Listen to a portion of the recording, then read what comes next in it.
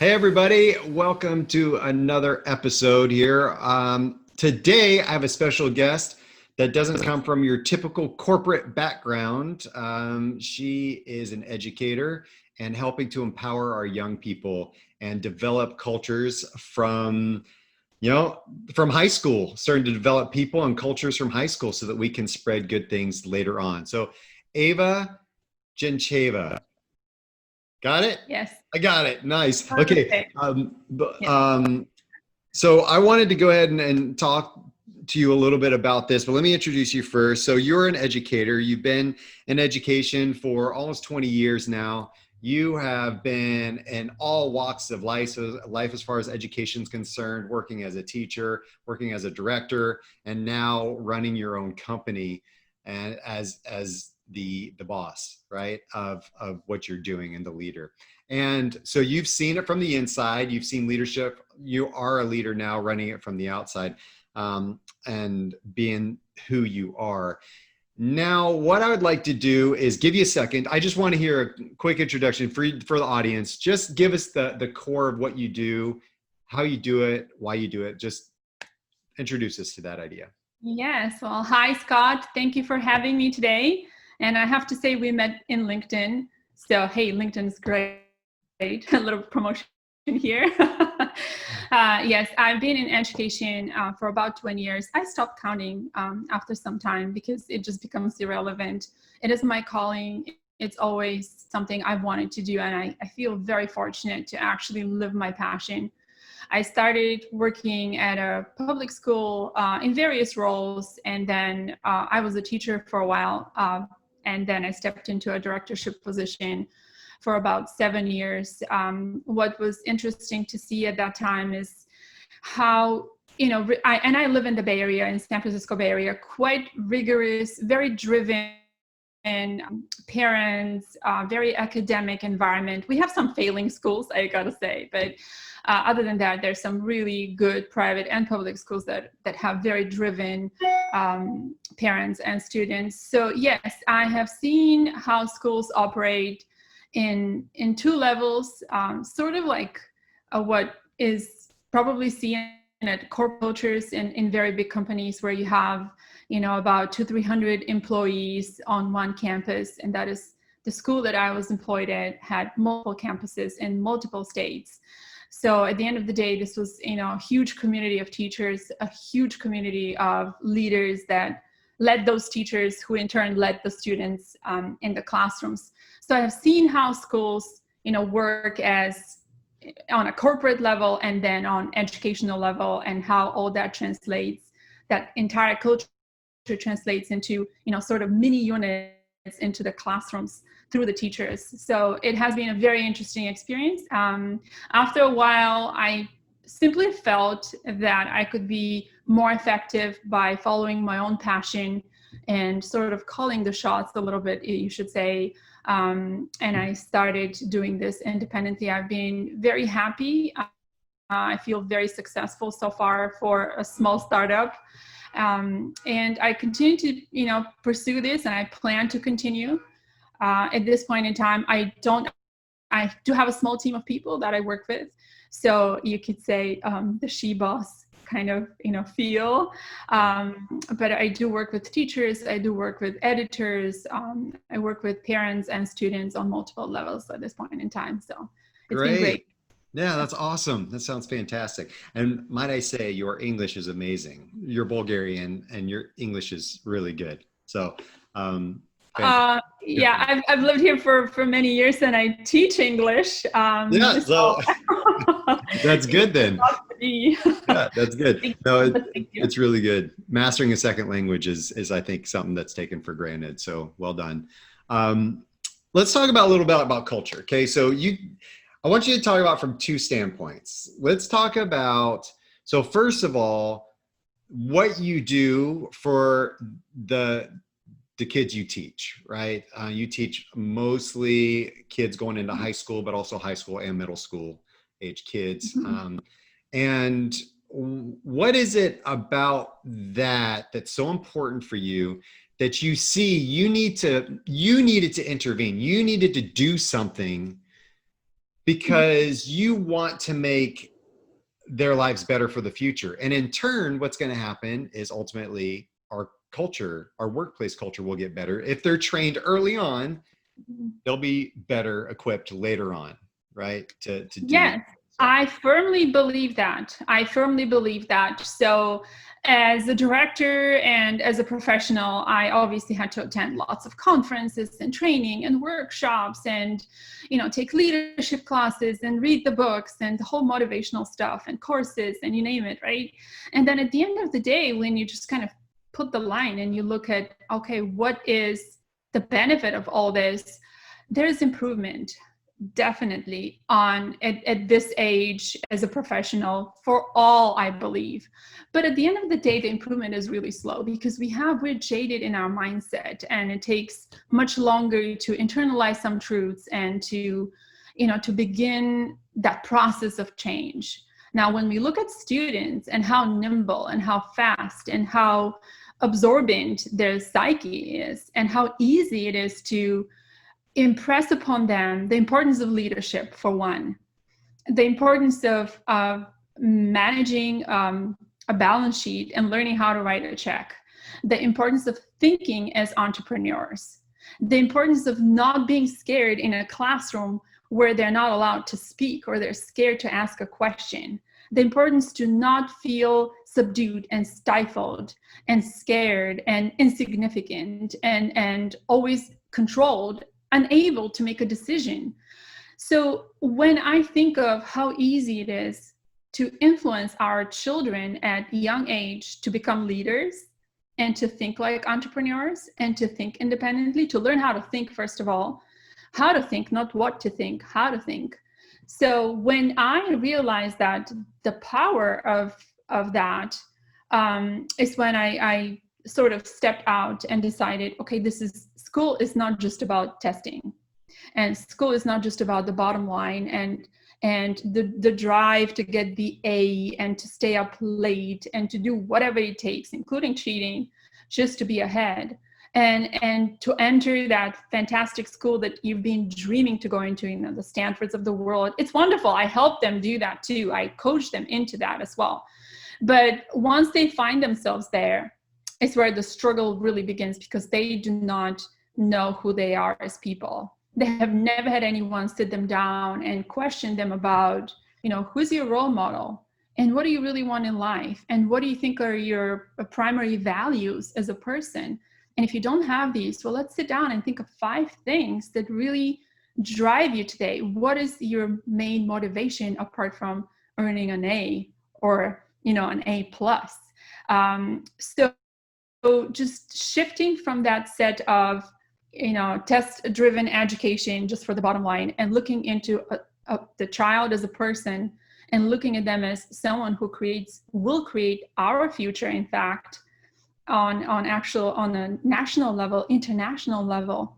And they will be creating jobs that do not exist today. And speaking of, artificial intelligence, I mean, if we're going to put that in the hands of someone, they better be good humans.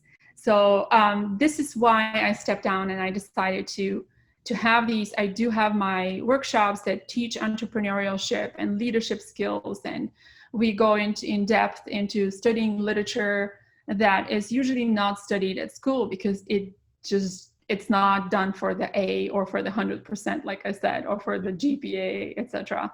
So this is the primary reason why I found that as an educator, I could be way more effective if I stepped away from, the chiseled, sort of stifling environment and 35 students in a classroom, all desks in a row with one teacher that's the ultimate authority, calling the shots. Everyone is scared because their grade depends on it. And then stepping back in my workshops, in my classroom today, virtual classroom currently, no one is afraid to speak and no one is afraid to ask a question. And there's no stupid question.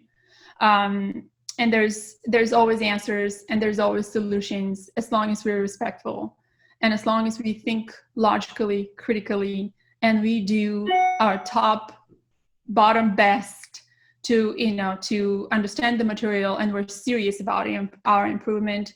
So that's how I felt that I could be very much more effective. So I love the idea of what you talked about, right? So teaching kids to not be scared to speak up, teaching them how to think, not what to think, teaching them that they have good ideas. They have something of value to bring to the table, right? That we aren't going to hear that value unless you speak up. And to understand that you don't need to feel stifled. You need to be empowered, right? How can we teach this? So all of that, everything that you say about teaching young children at that age is what we need in the corporate environment, right? It's what we need in businesses. We need them to speak up. We need them to be empowered. We need them to be confident. We need them to know how to speak. We need to know how to think, not what to think all the time. Like, this is exactly what we need in corporate America. And I think that we aren't getting that fully, right? So some we are. We're getting some great people and leaders and employees and staff, but there's also a gap there, right? And that leads to dysfunctional cultures. So talk about that. So you worked in the corporate space in the background, right? What were some things there that you saw that was like, wow, like this is a problem, even in the education space? Yes. Yes, I do have many stories to tell. Well, first of all, I do have to say that I did see some leadership styles that I still admire even today. Sometimes I think back to those who were leading that organization at that time, and I do admire, their patience and their just ability to listen, and ability to actually not just listen, but be proactive. So that's definitely there. Like you said, there are leaders. And ultimately, I really, truly hope that every organization has at least one of those leaders out there. But yes, I did see, unfortunately, the other side, which is a little more prevalent. And it was, at least in my specific case, it was more prevalent where, we as directors, for example, will be we used to have a directors meeting once a month where we'll be literally lined up in a straight line, and there will be cameras flashing in our eyes because we will be recorded. And the session will go for like 2.5 hours, where we'll be code and questions. So like sort of like a sniper questioning kind of thing, where we would absolutely have to have the right answer in a nanosecond, produce, absolutely the everything that was kind of scripted by the corporate world and given to us down to regurgitate and recite. And all that information was expected to be mastered, and we were just expected to walk the talk at every given minute. And our leaders at that time or leader, I should say, the person that was primarily in charge, and she had a military background, so that was kind of understood. And despite being extremely brilliant person, that style of you cannot make mistake, and you have to say the right answer, and you have to be, you cannot be veering away from what's expected to be heard and done and said, and you cannot absolutely ask questions because, you will just be looked at as someone who is just definitely not understanding what's going on, and you'll be the not the smart person in the room. Nobody wants to be that, right? So that culture trickled down to the classrooms. So many times I'll walk into the classrooms and go in for observation, and I'm thinking, these are the future, somewhere in this classroom, there might be the future president of the United States, and they're scared. Right now, they're afraid because, sometimes I know that I will walk in and students will just straighten up and sit straight, and I will think that is so unnecessary. You have to be comfortable. You cannot be thinking if you're stressed out. And right now I can feel the stress. I know that you feel observed and watched, and you're scared because you want to bring the good grade and you want to make your parents proud, and your parents work all day and they probably come talk to you that, oh, okay, I'm in the same environment, it's at work, and I know how you feel, but we just got to do this, son. We just have to do this. Okay. We have not the choice. And that's what kind of, I realized that, yes, the corporate culture is on one side of the stage, and then the classroom's on another side of the stage. And similar scenario happens also in public schools, because there we have very heavy administration. And, although they're a lot more relaxed in terms of rules and regulations on academic level, there's a lot of other rules and regulations on social level, where children feel socially inadequate and suppressed. So these young students in high school now, they come in and they look for internships, and they try to shadow executives at Google and Yahoo, and they shadow doctors, and these same professionals that were turned out by the same school environment, now they're in a corporate culture, and they probably follow the same style because this is what they've seen. This is all they know. And these young people sit there for a month and a half during summer, and they think that this is what having a great CEO job in Yahoo really means, or this is how you're supposed to lead the team, by keeping it all straight and being very stiff, and being all about the bottom line. So I definitely think that there's a better way to begin teaching our young children. And by young children, I'm talking about high school students, because to me, they're still very young, although I don't like to hear that.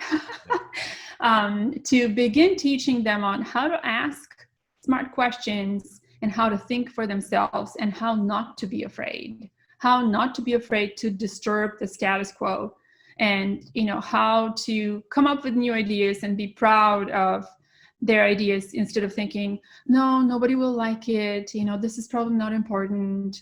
I think of something, and I think I thought of some ideas. I hear this a lot, but I don't think it really matters. So this kind of mindset, I think is just not supportive of what we will expect, in our society very soon. Yeah, and I think that stifles innovation, right? When we don't have the voices of those individuals, that's maybe brilliance in there, right? Mm-hmm. And they're afraid of either getting trampled by a more dominant voice in the room, or they're afraid their idea is imperfect, so they don't want to let it out, right? So that all these things, it's about being self-aware first, teaching them about their own personal brand, teaching them about what they value, what they want, and where to go after that thing. So that's fantastic. So let me ask you really quick about, so how do you define culture? What is culture to you? It is. I love that question. Actually, I've thought about that for a while, and every time I think, what is culture? What would be the interpretation of culture on this particular level when it comes to corporate and work environment? To me, it ultimately translates to having synergy and having sort of operating on the same frequency, which I understand it probably is not an easy thing to do, but it is achievable. And maybe, when we speak about synergy, and when we speak about working on the same level of frequency, we might be thinking of small teams, because that's kind of easy to match and to get into that sync when we work together. But I do believe that the right model and the right leadership can bring that into a company, no matter what size that company is. And with that synchronicity and synergy comes a certain level of comfort, where that you are respected for who you are. You're not asking people to absolutely love you and adore you, but you are accepted as an individual. And having that comfort level will definitely produce, that trust enough to feel relaxed, to be able to express your opinion and to work and to feel that you belong. So there should be some level of belonging when we talk about culture. So yes, culture translates to me into synergy and same level of frequency. I love that. And that is, I think difficult for a lot of companies. Just there are so many personality types, and how do we communicate well? But that doesn't mean that you have to be like me. It means that we have to learn each other's strengths and learn to work together, right? Yes. Yeah. Oh, I wouldn't want anyone to be like me. The reason why I would absolutely extend respect and admiration is because they're not like me. And that's where, like you said, realizing that we're our own personal brands. I love that. Actually, I'm just going to use that if you don't mind. No, go Our own for it. personal brands. Yeah. And, from that realization comes the idea that, oh, we have, thousands of personal brands here gathered or working on a project that leads to the company propelling itself forward in one way or another. And that realization right there brings out also a bit of responsibility to have that respect for everyone. Yeah, and if every person and then every brand in the room is exactly the same, then nobody's special, right? And nobody sticks out. Nobody's uniqueness comes to life. So I really appreciate that. And Ava, I really appreciate you and the work you're doing. The company is Voiced, and the URL is the website is voiced.academy, where they can find out more information for you. Is there anything else? How else can they get in touch with you? Or is there anything on the website they can use for access about what you're doing? My website has my phone number, my direct phone number, and direct line to reach me, along with my email, my blog. And of course, visiting my website can just give everyone a bit of a glance as to what it is that I do. But I'm always open to new connections, and I'm always open to speaking about education and how that will really change everything that we see today, as you said, there's some gaps and some problems. Starting early and starting in the right way will definitely bring out results that we will see in not just in the corporate world, but us as the humanity as a whole.